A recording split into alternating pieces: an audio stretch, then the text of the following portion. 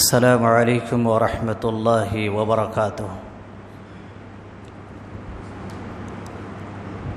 ان الحمد للہ نحمده ونستعینه ونستغفره ونعوذ باللہ من شرور انفسنا ومن سیئات اعمالنا من يهده الله فلا مضل له ومن يضلل فلا هادي له واشهد ان لا اله الا الله وحده لا شريك له واشهد ان محمدا عبده ورسوله يا ايها الذين امنوا اتقوا الله حق تقاته ولا تموتن الا وانتم مسلمون يا أيها الناس اتقوا ربكم الذي خلقكم من نفس واحدة وخلق منها زوجها وبث منهما رجالا كثيرا ونساء واتقوا الله الذي تساءلون به والأرحام إن الله كان عليكم رقيبا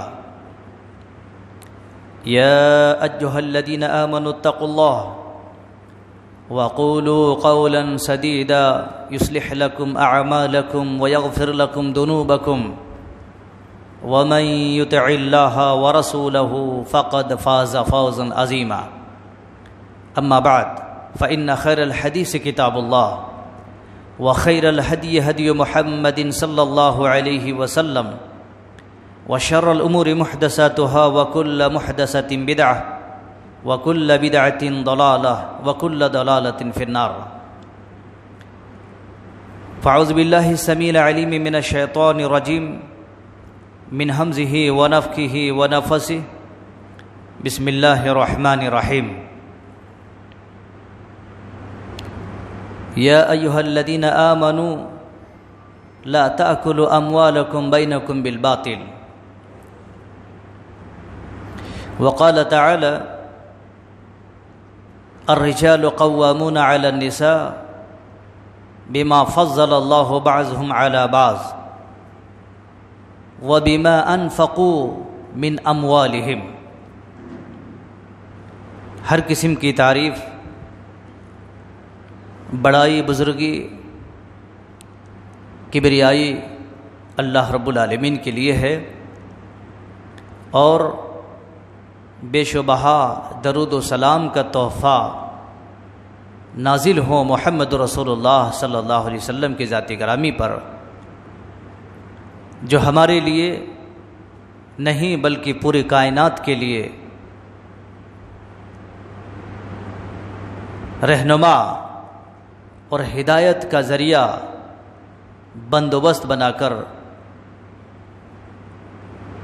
اللہ تبارک و تعالی نے اس روئے زمین کے اندر مبعوث فرمایا اور بھیجا۔ میرے اسلامی بھائیوں، وہ نبی جن کی پوری زندگی ہمارے لیے لاہ عمل ہیں، جن کی تعلیمات ہمارے لیے نمونہ ہے،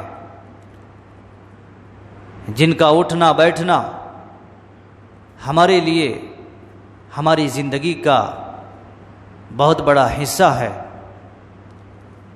اور طور و طریقہ، عبادتیں، ہر صبح شام کے امور، آپ صلی اللہ علیہ وسلم کے شادی بیاہ اور اس کے طریقے، اس کے وصول، ہم سب کے لیے، پورے جہان کے لیے ایک نمونہ ہے۔ اس مناسبت سے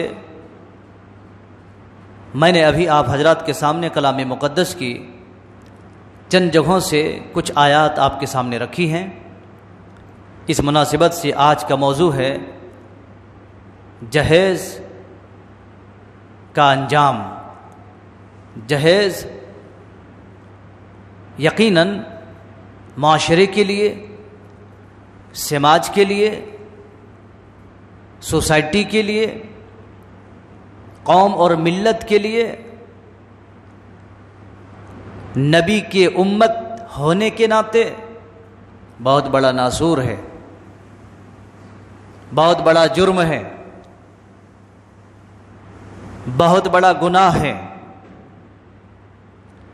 جس کی وجہ سے قوم کے اندر بے حیائی، برائی جنم لیتی ہے، جس کی وجہ سے معاشرے کے اندر میرے بھائیوں ہر دن نت نئے کچھ نہ کچھ رونما درپیش ہوتے رہتے ہیں۔ جہیز یقیناً مذہب اسلام کے لیے، قوم کے لیے، فرد کے لیے اور اسی طریقے سے عقل و شعور رکھنے والوں کے لیے، سب کے لیے ایک بہت بڑا چیلنج ہے۔ یوں کہیے کہ اسلام کے مخالف میں ایک مقابلہ آرائی ہے، ایسا کام نہیں ہونا چاہیے۔ اسی لیے اللہ تبارک و تعالی نے اس دین کے اندر نکاح جیسی چیز کو عام کرنے کا حکم دیا ہے۔ نکاح کو آسان کرو، نکاح کو عام کرو، نکاح کے اندر برکت ہے، نکاح کے ذریعہ سے جو کام انجام دیا جا سکتا ہے اس کی مخالفت میں کسی بھی چیز میں وہ کام انجام نہیں دیا جا سکتا ہے۔ نکاح کے اندر جوزین میں محبت و الفت ہوتی ہے۔ نکاح کی وجہ سے معاشرے کے اندر بہت سارے حلال کام انجام دیے جاتے ہیں، حرام کام سے بچتے ہیں، بے حیائی اور برائی سے بچتے ہیں، اور وہ ساری چیزیں نکاح کے اندر ہیں۔ اسی لیے جب آدمی نکاح کرتا ہے تو نکاح کے اندر بھی اصولوں کو ملحوظ خاطر ہونا چاہیے، اور وہ اصول ہے اللہ کے نبی صلی اللہ علیہ وسلم نے یہ پیغام دیا ہے، فمن رغب عن سنتی فلیس منی، جو میری سنت سے اعراض کرے گا، میری سنت سے منہ موڑے گا، میری سنت سے پیٹھ پھیر لے گا، کیونکہ آپ نے فرمایا ہے النکاح من سنتی فمن رغب عن سنتی فلیس منی، نکاح بھی میری سنت ہے۔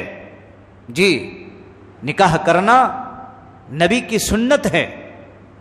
نبی رحمت صلی اللہ علیہ وسلم نے نکاح کے ذریعہ سے آپ دیکھیں کہ کتنے سارے بیواؤں کو اپنے پاس جگہ دیا، نکاح کے ذریعے سے کتنے سارے خواتین آپ صلی اللہ علیہ وسلم کی بیویاں بنی، ازواج مطہرات بنی، اور پورے امت کے مسلمانوں کے لیے، مومنوں کے لیے مائیں بنی۔ اللہ اکبر۔ یہی وجہ ہے کہ جب آدمی نکاح کرے گا اور اس کے قوانین کو، اس کے اصولوں کو سمجھے گا تو الحمدللہ یہ نیچ اونچ، یہ جہیز، یہ دان اور اس طریقے سے یہ پیسے اور دیگر چیزیں جو انجام دیے جاتے ہیں معاشرے کے اندر، ان تمام چیزوں سے بچنے کا بہت بڑا ذریعہ بن جائے گا۔ میرے بھائیوں، اللہ تبارک و تعالیٰ نے فرمایا ہے، اے ایمان والو، اے مومنوں، اے مسلمانوں، تم باطل طریقے سے مال کو نہ کھایا کرو، باطل طریقے سے مال ہڑپ نہ کیا کرو۔ یقیناً یہ باطل ہے کہ کوئی بھی آدمی جب کسی سے رشتہ کرتے ہیں، کسی کے رشتے کی بات کرتے ہیں اور اس کے ساتھ دان دہیز کی بھی بات کرتے ہیں، لینے اور دینے کی بات کرتے ہیں، تجارت کرتے ہیں آپس میں مل بیٹھ کر، میرے بھائیوں یہ اسلام نہیں کہتا ہے، اسلام کا نظریہ یہ نہیں ہے، اسلام کا منشا یہ نہیں ہے کہ جب کوئی آدمی شادی کرے تو جہیز لے، دان دہیج دیا کرے، ڈیمانڈ کرے، مطالبہ کرے، مانگے، یہ اسلام نہیں کہتا ہے، اسلام کا نظریہ یہ نہیں ہے۔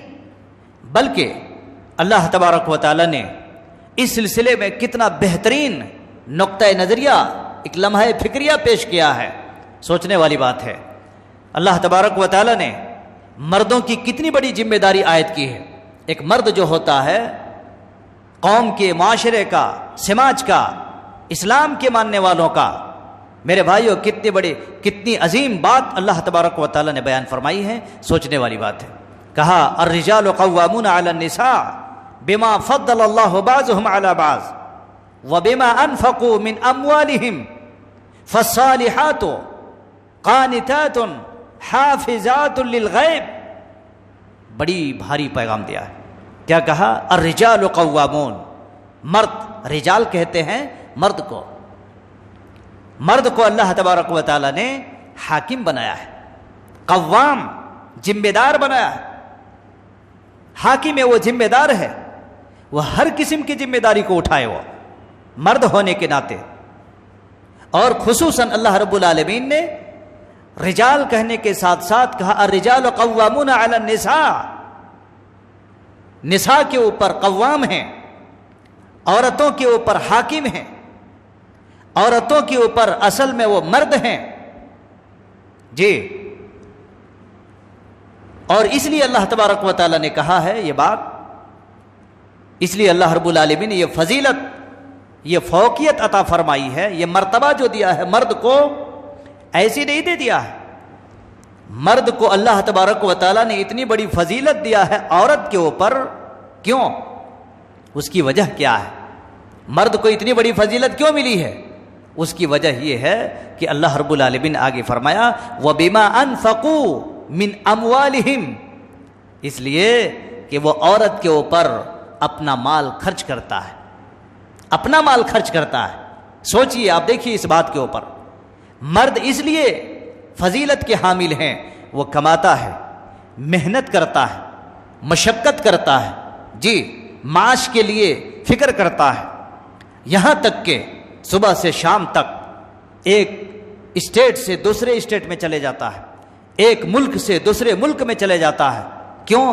کمانے کے لیے، محنت کرنے کے لیے، جستجو اور مشقت کرنے کے لیے، تاکہ وہ اپنی بیوی کو، اپنے بچوں کو، اپنے ماں باپ کو اور اپنے گھر والوں کے اوپر خرچ کریں۔ وہ محنت کرے گا تو نا۔ میرے بھائیوں، یہ فضیلت اللہ تبارک و تعالیٰ نے عطا فرمائی ہے، اس کو ذرا سمجھو آپ۔ اور کہا وَبِمَا أَنفَقُوا مِنْ أَمْوَالِهِمْ، اور وہ اپنے مال کو خرچ کرتا ہے اپنی بیوی بچوں کے اوپر۔ بھلا بتائیے، اللہ رب العالمین نے آپ کو خرچ کرنے والا بنایا، آپ کو محنت کرنے والا بنایا تاکہ آپ دیں، الٹا کیا ہو رہا؟ جہیز مانگ کر کے لیتے ہیں۔ میرے بھائیوں، آپ مرد ہیں تو آپ کو لینے کی ضرورت نہیں ہے، آپ دینے والے ہیں اللہ رب العالمین کے نزدیک، اللہ رب العالمین کی نظر میں آپ لے نہیں سکتے ہیں، آپ کو دینا چاہیے۔ یہی وجہ ہے کہ جب سے غیر قوم کی تہذیب، غیر قوم کی ثقافت، غیر قوم کی نقالی جب اس قوم نے شروع کر دی، اس قوم نے جب غیروں کی نقالی شروع کر دی، تو آج مسلمان کے گھروں میں بھی یہ بیماری عام ہو گئی۔ کون سی بیماری؟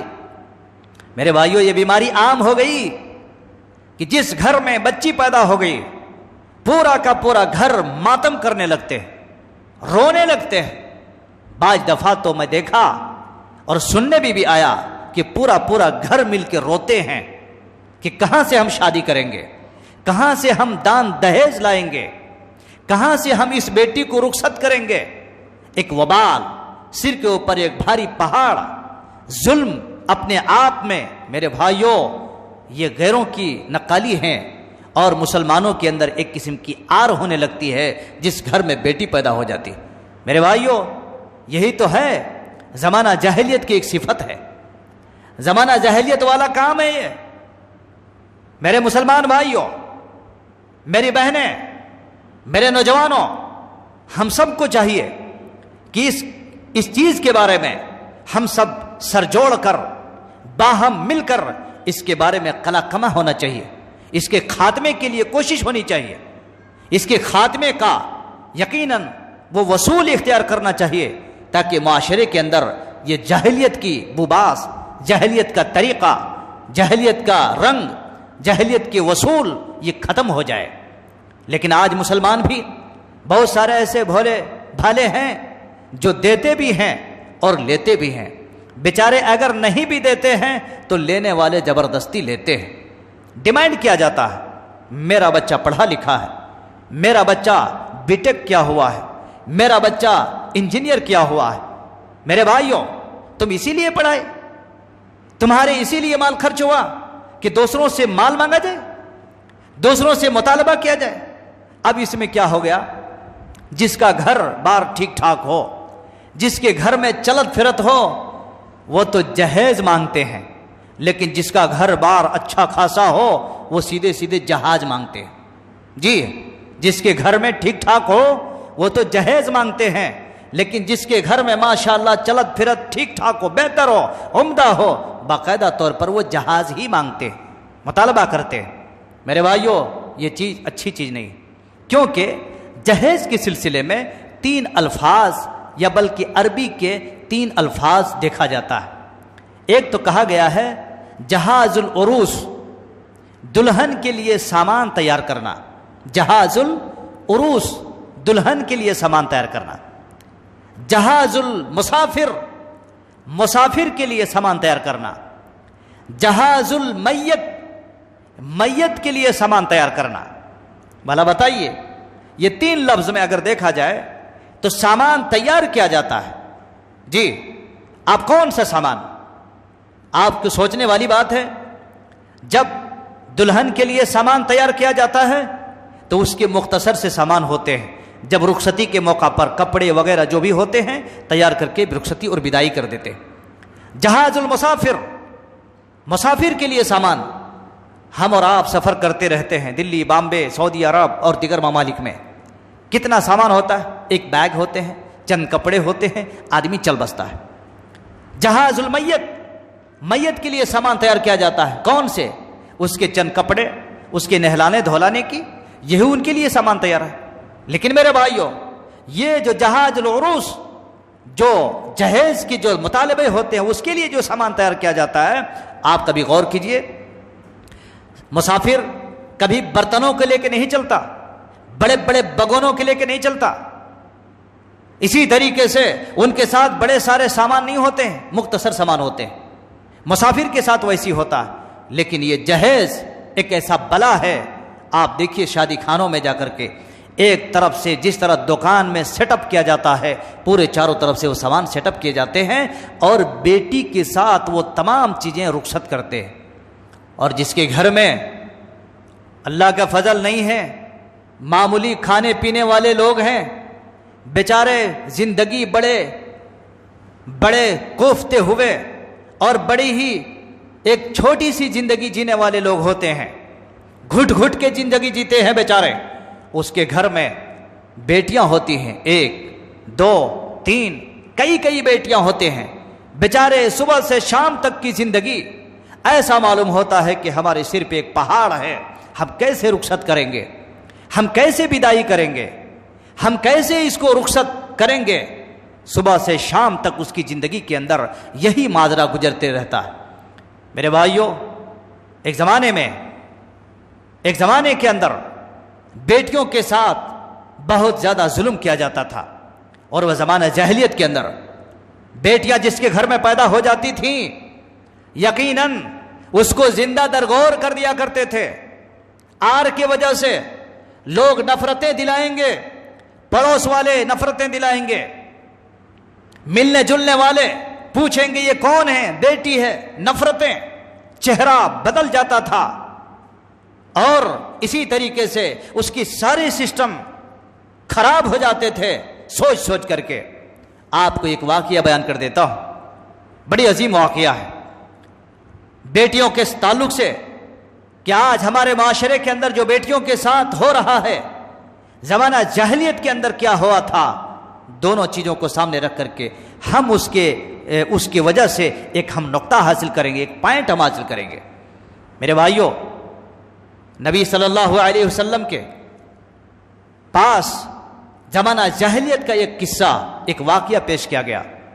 ایک آدمی آتے ہیں اور وہ کہتے ہیں کہ اللہ کے رسول صلی اللہ علیہ وسلم، میری ایک بیٹی تھی، بڑی چہیتی بیٹی تھی، بڑی پیاری بیٹی تھی اللہ کے نبی، جب بھی میں اس کو بلاتا پکارتا میرے پاس وہ دوڑتی ہوئی آتی تھی، میرے پاس وہ دوڑتی ہوئی آتی تھی۔ لیکن دیکھتے دیکھتے ایک دن میں نے کیا کیا، اس کو پکڑا، بلایا اور پکڑ کر کے ہاتھ میں اٹھایا اور راستے میں چلنے لگا۔ چلتے چلتے ایک کنواں تھا، اللہ کے نبی اس کنویں کے اندر میں نے اپنی بیٹی کو دھکا دے دیا، اس کنویں کے اندر میں نے اپنی بیٹی کو دھکا دے دیا، اور جیسی میں کنویں میں دھکا دیا، اس بچی کے منہ سے جو آواز آئی تھی، اللہ کے نبی آج بھی میرے کان میں وہ آواز گونج رہی ہے، اللہ اکبر۔ سوچو میرے بھائیوں، وہ آدمی بیان کرتے ہیں جب میں نے کنویں کے اندر دھکا دے دیا اس بچی کو، تو اس بچی نے کہا تھا کہ ہائے ابا، ہائے ابا، یہی جملہ کہا تھا، ہائے میرے ابا، ہائے میرے ابا۔ اس بچی نے یہ جملہ کہا جب میں نے اپنے ہاتھ سے دھکا دے دیا کنویں میں۔ بیچارے یہ بیان کرنے کے بعد جیسی ہی یہ جملہ سنا نبی صلی اللہ علیہ وسلم نے، آپ کی آنکھوں سے آنسو ٹپکنے لگا، آپ کی آنکھوں سے آنسو ٹپکنے لگا۔ دوسرے صحابی رسول وہاں پر تھے، اس آدمی کو ڈانٹنے لگا اور یہ کہا کہ تو نے نبی کو غمگین کر دیا، ایسے واقعے کو بیان کر کے۔ آپ صلی اللہ علیہ وسلم نے اس آدمی کو روکا، کہا بیان کرنے دو اس کو، آج اس کو بیان کرنے دو۔ آپ صلی اللہ علیہ وسلم نے اس آدمی سے کہا پھر سے دوبارہ تم بیان کرو اس کو۔ دوبارہ پورا واقعہ سنا اللہ کے نبی نے، اور جیسے سنا آپ کی آنکھوں سے آنسو ٹپک کر کے اور داڑھی مبارک تک بھی بھیگ گئی تھی۔ میرے بھائی یہ سوچنے والی بات ہے، وہ زمانہ جاہلیت میں لوگ اپنے بچیوں کو زندہ درگور کرتے تھے، زندہ درگور کر دیتے تھے، زندہ دفن کر دیتے تھے۔ آج ہمارے معاشرے کے اندر زندہ جلا دیا جاتا ہے، جہیز نہ ملنے کی وجہ سے آج ہمارے معاشرے کے اندر زندہ جلا دیا جاتا ہے۔ سمجھ رہے ہیں؟ کیروسین تیل ڈال کر کے میرے بھائیوں انگار بنا دیتے ہیں، کسی کے اندر گھر میں بند کر کے اور اس کو جلا دیا جاتا ہے۔ کبھی ایسا بھی واقعہ سننے میں آیا کہ بلڈنگ کے اوپر سے دھکے دے دیا، ہمیشہ کے لیے نیند کی جو ہے موت کا نیند سلا دیا۔ کبھی ایسا بھی سوچا جاتا اور دیکھا جاتا ہے کہ اس کے چہرے پر تیزاب وغیرہ چھڑک دیتے ہیں، آنکھ اور چہرے کو تباہ اور برباد کر دیتے ہیں۔ کبھی ایسا بھی ہوتا ہے باقاعدہ طور پر پھانسی اور سولی پھانسی پہ چڑھا دیتے ہیں اور کہتے ہیں اس نے پھانسی لگا دیا، لٹکا دیتے ہیں۔ لیکن یہ سارے واقعہ بہوؤں کے ساتھ ہوتا ہے، یہ سارے واقعات بہوؤں کے ساتھ ہوتا ہے۔ کبھی آپ نے سنا ہے کسی کی ساس کیروسین تیل ڈال کے مر گئی ہو؟ کبھی سنے ہیں؟ نہیں سنیں گے آپ، وہیں سے یہ سب سارے کام ہوتے ہیں، تو وہاں کیسے ہوگا؟ کبھی آپ نے سنا ہے کسی کی ساس فین میں لٹک گیا ہو اور وہ مر گئی ہو؟ کسی کے ساس چلتے چلتے بلڈنگ سے گر کر کے اور مر گئی ہو؟ نہیں سنیں گے۔ یہ سارا کا سارا واقعہ بہوؤں کے ساتھ ہوتا ہے۔ کہیں گے کیوں؟ دان دہیز نہ ملنے کی وجہ سے، گاڑی اور گھوڑے نہ ملنے کی وجہ سے، ٹی وی اور فریج نہ ملنے کی وجہ سے، کیش نہ ملنے کی وجہ سے، گھر اور بنگلے نہ ملنے کی وجہ سے، کار اور اسی طریقے سے وہیکل نہ ملنے کی وجہ سے، یہ سارا چیز ہوتی ہے میرے بھائیوں، صبح سے شام تک ٹارچر۔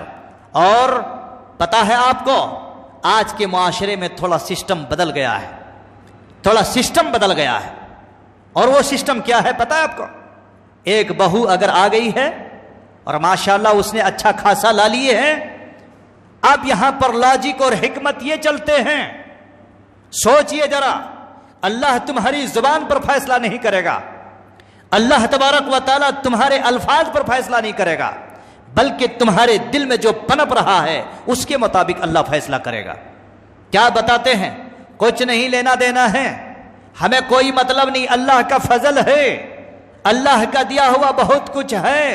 یہ بڑی بہو کا سامان ہے، یہ بڑی بہو نے لے کے آئی تھی، ختم۔ اب دوسری بہو آئے گی، دکھا دیے، حوالہ دے دیے۔ لوگ دیتے ہیں بخاری کی حوالہ، مسلم کی حوالہ، قرآن کی حوالہ دیتے ہیں۔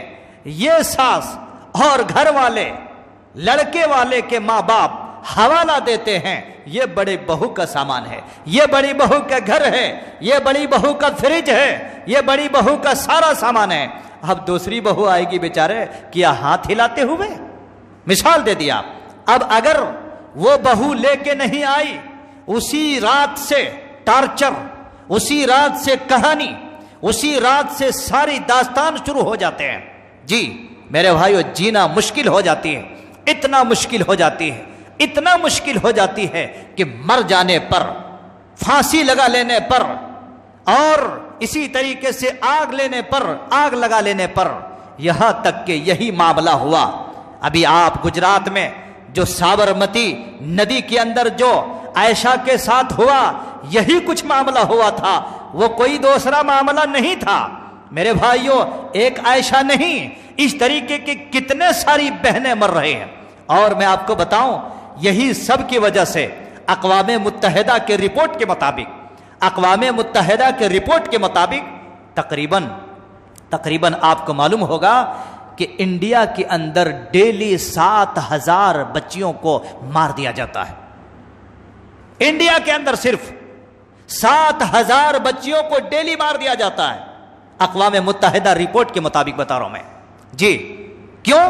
یہی وجہ سے، کیونکہ دان دہیج کا سسٹم بڑا سنگین ہو گیا ہے، بڑا خطرناک ہو گیا ہے، کہاں سے لائیں اور کہاں سے دیں۔ میرے بھائیوں، اللہ تبارک و تعالیٰ نے مردوں کو دینے والا بنایا ہے، لینے والا نہیں۔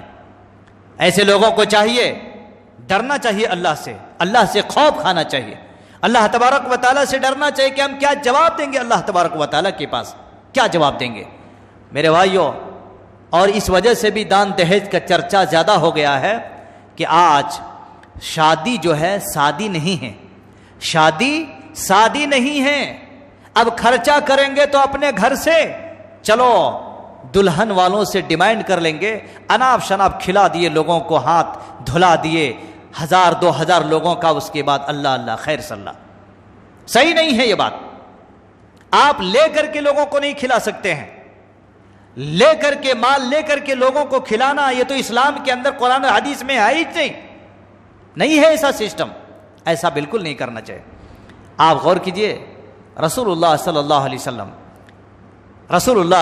وسلم جن کے کلمہ ہم اور آپ پڑھے ہیں، آپ صلی اللہ علیہ وسلم کی بھی 4 بیٹیاں تھیں۔ کتنے؟ 4 بیٹیاں تھیں۔ 4 بیٹیوں کی شادی میں آپ دیکھیے، کچھ اسی طریقے سے عجیب قسم کے لوگ جن کو قرآن و سنت سے کچھ شغف نہیں ہے، وہ لوگ کہتے ہیں کہ رسول اللہ صلی اللہ علیہ وسلم نے حضرت فاطمہ رضی اللہ عنہا کو جہیز دیا تھا۔ میرے بھائیوں، وہ جہیز نہیں، وہ سامان ضرورت تھی،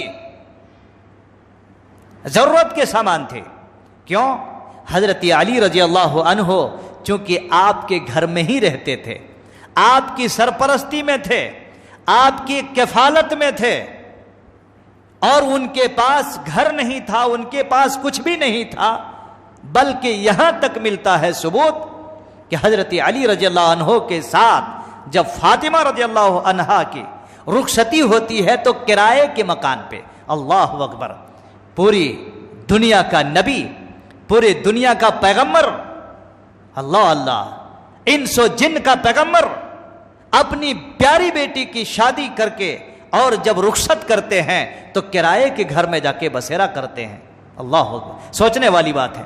آج لسٹ مانگتے ہیں، تمہارا پیمنٹ کیا ہے، تمہارا مکان کہاں ہے، تمہارا کاروبار کیا ہے، تمہاری پڑھائی کیا ہے، تم کتنا کماتے ہو، تمہارا پیمنٹ کا سلپ ہمارے کو دو، لیکن اللہ اکبر، ایسے ناعاقبت اندیش لوگ کبھی یہ نہیں پوچھتے تمہارے پاس داڑھی نہیں ہے، تم نمازی نہیں ہیں، تم کون سی مسجد میں جاتے ہو، تم کس مسجد میں نماز پڑھتے ہو، تمہارا عقیدہ صحیح ہے کہ نہیں ہے، تمہارا ایمان صحیح ہے کہ نہیں، تم قرآن و سنت کو مانتے نہیں مانتے، تم نبی کی تعلیمات کو مانتے نہیں مانتے، یہ سب چیزیں نہیں پوچھتے، دنیا کے ساری سلب کو پوچھتے ہیں۔ لیکن اللہ تبارک و تعالیٰ کا وہ بندہ آنے والے داماد کے لیے کبھی یہ نہیں پوچھتے کہ تم نمازی ہو یا نہ ہو۔ سوچنے والی بات، کتنا بڑا فرق۔ نبی کی 4 بیٹیاں، نبی کی 4 بیٹیاں، میرے بھائیوں، آپ نے اپنی بیٹی فاطمہ رضی اللہ عنہا کو جو دیا تھا وہ کیا دیا تھا؟ اللہ اکبر، ایک تکیہ۔ تکیہ کیا اس کی عزت رہ گئی ہے بتائیے؟ ایک گھڑا، وہ بھی کون سی؟ مٹی کی، سونے کا گھڑا نہیں دیے، سوچئے مٹی کی گھڑا، اور ایک چادر، ایک مشکیزہ جو پانی رکھنے کا ہوتے ہیں، اور ایک گدا، اس کے اندر کیا بھرا ہوا تھا؟ کھجور کے چھال اندر بھرے ہوئے تھے۔ توشک، اسپانج نہیں جو آدمی بیٹھے تو 5 منٹ تک جمپنگ کرتا رہے، ایسی چیز نہیں دیے تھے۔ اچھا اگر دیے بھی تو کس لیے؟ گھر میں داماد نبی ہی کے گھر میں پلتے تھے، اب ظاہر سی بات ہے ان کے لیے سامان ضرورت انتظام کر دیا۔ چلو آپ کی بات ہی صحیح مان لیتے ہیں، نبی کے بارے میں یہ الزام لگاتے ہیں کہ نبی نے دیا تھا اپنی بیٹی کو سامان جہیز دیا تھا، غلط بات ہے یہ۔ چلو اور 3 بیٹیوں کو ڈھونڈ لیتے ہیں، اور 3 بیٹیوں کو ڈھونڈ لیتے ہیں۔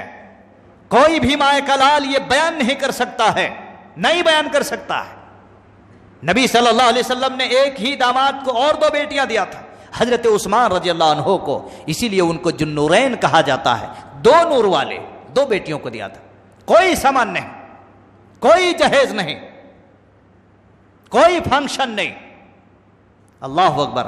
تو لوگ جو ایسے باتیں کہتے ہیں اور جہیز نبی کے نام پر الٹے ہاتھ سے لینے کی کوشش کرتے ہیں، یہ سراسر جہالت ہے، یہ حماقت ہے میرے بھائی، قرآن و سنت کے خلاف کام ہے یہ سب۔ اور اسی طریقے سے ہمیں اور آپ کو چاہیے کہ ان چیزوں میں آر پیدا کریں میرے بھائی، اپنے دل میں نفرت پیدا کریں، لیکن نہیں، بہت سارے ایسے لوگ ہوتے ہیں کہ ہمارے گھر میں ہمارا ایک ہی بیٹا ہے، ہم اچھی طریقے سے اس سے دھوم دھام سے شادی کریں گے، شادی بھی کریں گے، جہیز بھی لیں گے، جوڑے اور گھوڑے سب بھی لیں گے، اور باراتی بھی بن کے جائیں گے، ایسا بھی مطلب پلان بناتے ہیں۔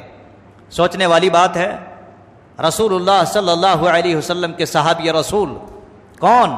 حضرت عبد الرحمن بن عوف رضی اللہ عنہ، حضرت عبد الرحمن بن عوف رضی اللہ عنہ، اللہ اکبر، نبی کے پڑوسی تھے، نبی کے پڑوسی تھے، مکہ سے مدینہ ہجرت کر کے گئے ہوئے تھے، مہاجرین میں سے بھی تھے، لیکن ایک بار نبی صلی اللہ علیہ وسلم کے سامنے سے گزر رہے تھے، آپ صلی اللہ علیہ وسلم نے دیکھا، کہا عبد الرحمن یہ کیا حالت ہے تمہاری؟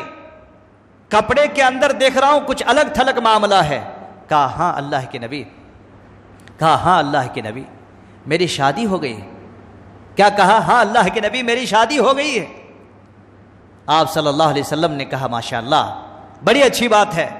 آپ نے کہا اولی مولو بے شاہ، ولیمہ کرو چاہے ایک بکری ہی سے کیوں نہ ہو، ولیمہ کرو چاہے ایک بکری ہی سے کیوں نہ ہو۔ میرے بھائیوں، لوگ آج مردوں میں، عورتوں میں، بچے، بوڑھے، جوان جو باراتی بن کر کے جاتے ہیں اور دلہن والوں کو، لڑکی والوں کو، بچی والوں کو 2-3 ٹائم کا وقت کھانا کھانے کے لیے اس کو پتہ نہیں کیا کیا کرنا پڑتا ہے اور کیسے کیسے کام انجام دینا پڑتا ہے باراتیوں کو کھلانے کے واسطے۔ میرے بھائیوں، اگر بارات اسلام کے اندر جائز ہوا کرتے، بارات اسلام کے اندر اگر صحیح ہوتا تو یقیناً حضرت عبد الرحمن بن عوف رضی اللہ عنہ کے لیے اس سے بڑی خوشی کی بات اور کیا ہو سکتی تھی؟ نبی صلی اللہ علیہ وسلم سے بہتر باراتی کوئی ہو سکتے؟ کوئی نہیں ہو سکتے تھے۔ لیکن پتہ نہیں چلا آپ کو شادی ہو گئی، آپ کو پتہ بھی نہیں. لہذا پتہ چلتا ہے کہ اس طریقے سے شادی کے اندر جہیز دان لیتے ہوئے لوگوں کو بڑے ہی اجتہام کے ساتھ باراتی بنا کر کے لے کے جانا، یہ اسلام کے اندر جائز نہیں ہے اور اسلام کے اندر یہ صحیح نہیں. اور یاد رکھیے گا، لوگوں کے اندر بھی یہ چرچا چل گیا ہے کہ کیا کہیں گے بھائی، اس کے بیٹے کو بھی شادی ہوئی تو ماشاءاللہ اتنے سارے لوگوں نے کھایا، فلاں فنکشن ہال میں ان کی شادی ہوئی، لوگ آر دلائیں گے تم یار کیسے شادی کر دیے، کیسی تمہارے بیٹی کی شادی ہو گئی، کیسے تمہارے بیٹے کی شادی ہوئی، لوگ آر دلائیں گے.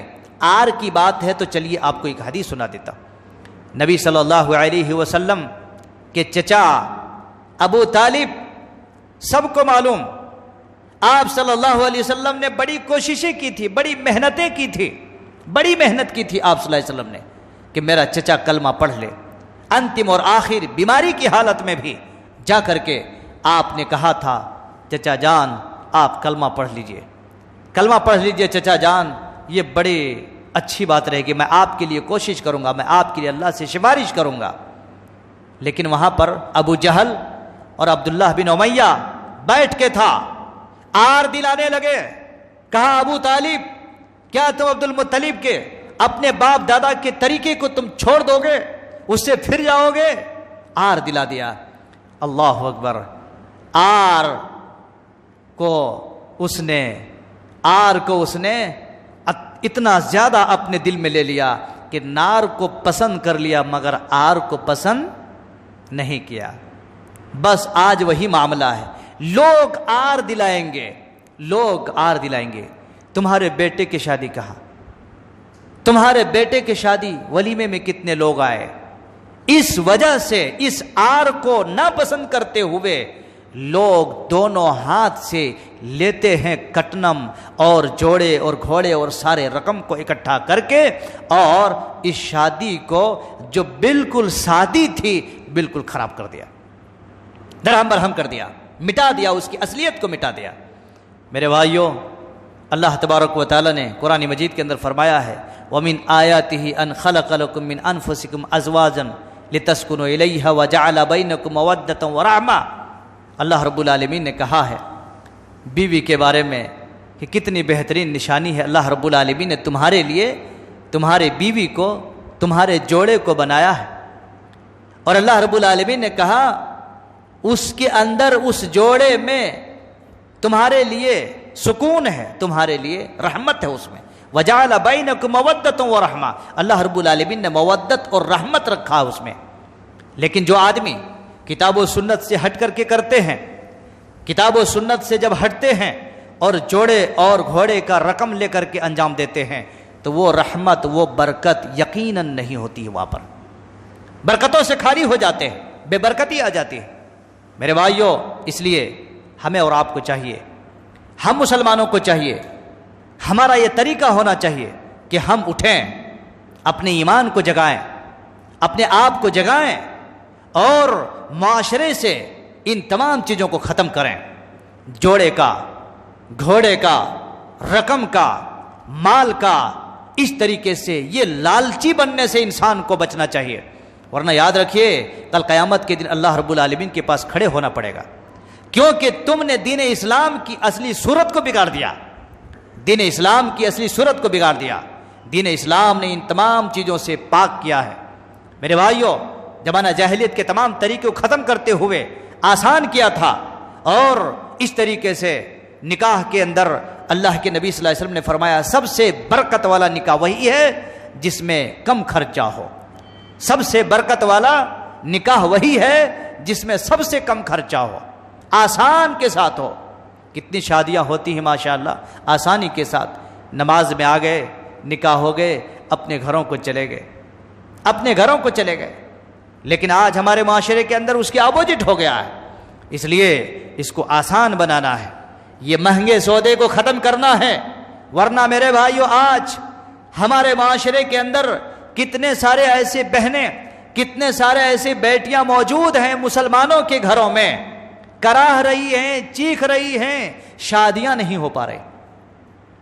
ماں باپ کے سامنے وہ بچیاں اپنی صورت بتانے سے مجبور ہیں، بیچارے مجبور ہیں، وہ جوان بچیاں ہیں 22 سال 25 سال کے، گھروں میں پڑی ہوئی ہیں ماں باپ کے پاس، وجہ سے دان دہیج کی وجہ سے۔ جہاں پر دان دہیج نہیں دے پاتے ہیں تو انتم اور آخر میں بعض جگہ پر ایک مرتبہ کا واقعہ میں نے پڑھا، گھر میں دونوں تینوں بچیاں جوان ہیں، دیکھتے دیکھتے ماں باپ کی مجبوری پر ترس کھاتے ہوئے وہ ایک چیز کی طرف اس نے اپنے قدم کو آگے اٹھایا اور بڑھ گئے، لکھ لیا پورا میٹر پیپر میں، لکھا ہم کیوں مرتے ہیں، کیوں مر رہے ہیں، کس لیے مر رہے ہیں۔ حالانکہ یہ مر جانا میں ان کے لیے اچھائی اور ان کو داد نہیں دیتا، جو بھی لوگ کرتے ہیں اس طرح، جو بھی بہنیں ایسا کرتی ہیں وہ سراسر ظلم ہے، سراسر جو ہے حرام موت ہے، ایسا نہیں کرنا چاہیے، صبر کے اور شکر کے ساتھ زندگی کرنا چاہیے۔ اسلام نے دوسرا آپشن بھی رکھا ہے، اس آپشن کی طرف جانا چاہیے۔ لیکن میرے بھائیوں یہ ہوتے ہیں کس وجہ سے، ذرا اس کو بھی سوچنا چاہیے۔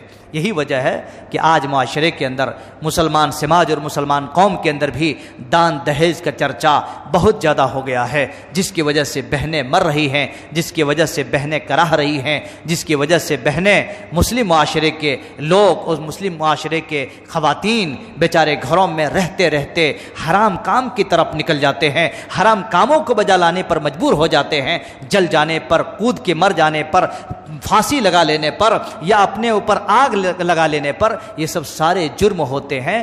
اس وجہ سے ہم مسلمان نوجوانوں کو، مسلمان معاشرے کے لوگوں کو آگے بڑھنا چاہیے اور ذمہ داروں کو بھی آگے بڑھنا چاہیے، تاکہ یہ اموات جو ہوتے ہیں اس کو روک تھام لگ جائے، وہ بریک ہو جائے، تاکہ ایسے مرتے ہوئے لوگ بچ جائیں اور کل قیامت کے دن ہم اللہ تبارک و تعالیٰ کے سامنے کم سے کم جواب دہی سے بچ جائیں۔ ورنہ میرے بھائیوں ہم نہیں بچ سکتے، اللہ کے پاس جواب دینا پڑے گا، پوچھے گا اللہ رب العالمین اس جرم کی اور اس کی اصلیت کے بارے میں کہ تمہاری نظریں تھیں، تم ڈیلی پڑھتے تھے، واٹس ایپ میں، فیس بک میں اور دیگر چیزوں میں، ساری چیزوں میں تمہاری نظر تھی، پھر بھی تم نے اپنے بچوں کو، اپنے بیٹوں کو ایسے دیندار گھرانے کی عورتوں سے فری میں سنت کے مطابق اور دین اسلام کے مطابق کیوں نہیں نکاح کیا تھا، کیوں نہیں شادی کی تھی؟ دان دہیج کا مسئلہ چھوڑ کر کے معاشرے کے اندر چند نوجوان اگر اٹھ گئے کہ نہیں، اعلان کر دیے ہم نہیں لیں گے کوئی چیز، ہم نہ لیں گے نہ دیں گے، ہم اسلامی معاشرے کے مطابق شادی کریں گے،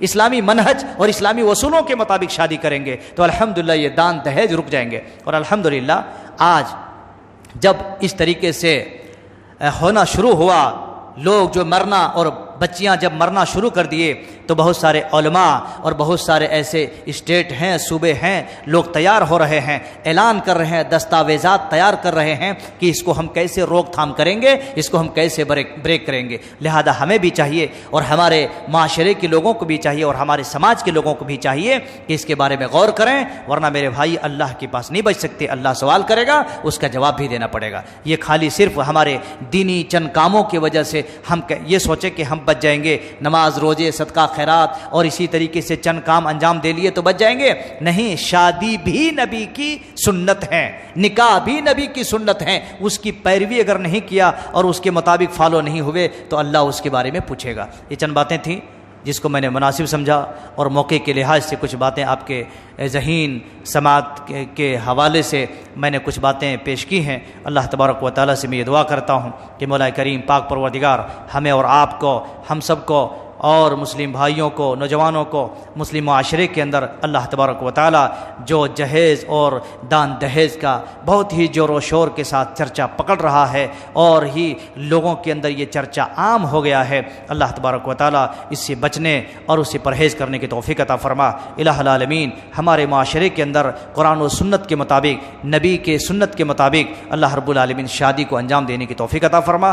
رب العالمین جہیز جو ایک حرام چیز ہے، جو حرام اشیاء ہیں، جو بھی لیتے اور دیتے ہیں، مال و متاع کے ساتھ بہو کو لاتے ہیں، اللہ رب العالمین ایسے لوگوں کو، ایسے افراد کو اور ایسے معاشرے کو اللہ رب العالمین ان تمام چیزوں سے پاک فرما دے۔ رب العالمین قرآن و سنت کو سمجھنے کی توفیق عطا فرما۔ رب العالمین ہم سب کو اور نوجوانوں کو قرآن و سنت کے موافق اپنی پوری زندگی کو ڈھالنے کی توفیق عطا فرما۔ آمین۔ وآخر دعوانا ان الحمد للہ رب العالمین۔ والسلام علیکم ورحمۃ اللہ وبرکاتہ۔